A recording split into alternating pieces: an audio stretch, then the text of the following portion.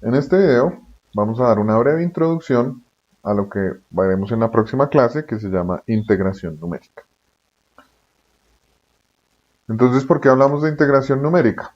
Bueno, pues porque como tenemos aquí, hay funciones que no admiten una antiderivada. Eso quiere decir que hay funciones que no se pueden integrar usando el teorema fundamental del cálculo. Eso no nos tiene que asustar porque nosotros sabemos que también hay funciones que no se pueden derivar.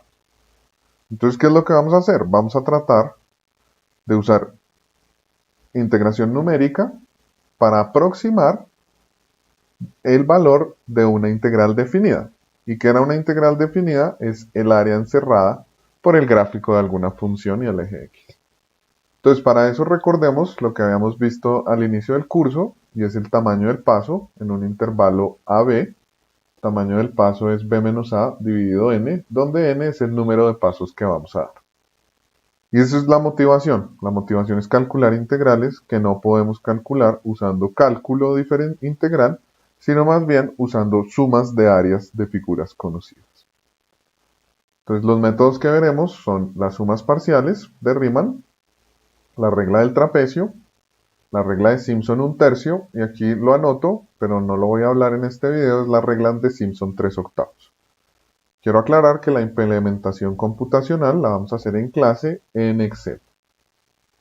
Entonces empecemos. La aproximación de Riemann, calcular una integral, lo que hacemos es calcular el área de los rectángulos que tomamos, por ejemplo en este ejemplo, viendo 1, 2, 3, 4, 5 pasos. Entonces recordemos que este es x sub 0, x sub 1, x sub 2, x sub 3, x sub 4 y x sub 5. ¿Y qué hacemos? Pues sumamos las áreas de cada uno de estos rectángulos. La base de este rectángulo es h, la altura es f de x1 más la base de este rectángulo que es h por la altura que es f de x sub 2 y así sucesivamente hasta f de x sub 4, perdón. ¿Listo? Y eso era lo que ya habíamos visto en el primer corte. Ahora, ¿qué vamos a hacer? Vamos a cambiar estos rectángulos por otro par de figuras que conocemos. La primera es el trapecio. Entonces, ¿cuál es?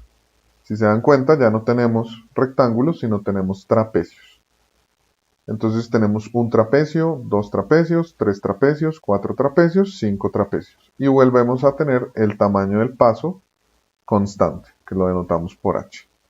Y entonces, ¿cuánto es el área de este primer trapecio? El área de este primer trapecio es la suma de las bases, que en este caso es esta longitud más esta longitud, por la altura dividido 2.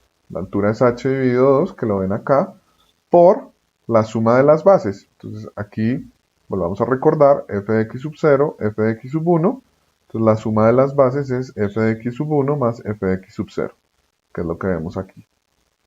Y así sucesivamente con todos los trapecios. Por ejemplo, en el tercer trapecio que tenemos. Listo. Entonces este es f de x sub 0, f de x sub 1, f de x sub 2, f de x sub 3. Entonces, para este tercer trapecio tenemos que hacer la suma de las bases, f de x sub 3, más f de x sub 2. Entonces, esa sería la suma de las bases por h dividido 2. Y así lo sumamos todo. ¿De acuerdo? Y finalmente, usamos la regla de Simpson 1/3, que es aproximar el valor del área del gráfico de la función en rojo por parábolas. Como nosotros ya sabemos cuánto es el área de una parábola usando el teorema fundamental del cálculo, entonces usamos la parábola para aproximar el área de esta figura en rojo. Entonces la primera restricción de este método es que tenemos que dar un número par de pasos. Por ejemplo, en este caso estamos dando 1, 2, 3, 4 pasos. ¿Y qué hacemos? Por los primeros 3 puntos, x sub 0, x sub 1, x sub 2, calculamos la parábola que pasa por esos 3 puntos. Después, para los siguientes 3 puntos, x sub 2, x sub 3, x sub 4, calculamos el área de la parábola y su área. Y así, el resultado de hacer esas cuentas, de calcular la parábola y hacer la integral, resultan en esta fórmula de aquí.